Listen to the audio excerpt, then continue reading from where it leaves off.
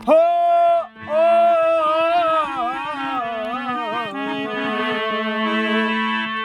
एक शायर याद आया भाई साहब। इस तरह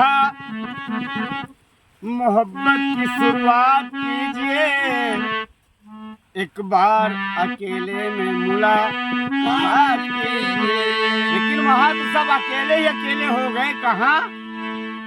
सुनिएगा, मैं आपको बता रहा हूँ, आप सुनिएगा, लेकिन ये फिल्मी गीत के माध्यम से ही बता रहा हूँ कि याद आए कभी तो मत रोना, हम छोड़ चले हैं इस दिल को या महफिल को।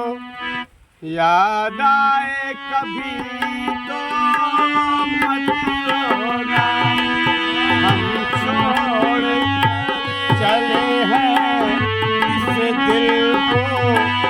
याद आए कभी तो मत रोना, इस दिल को तसल्ली दे लेना।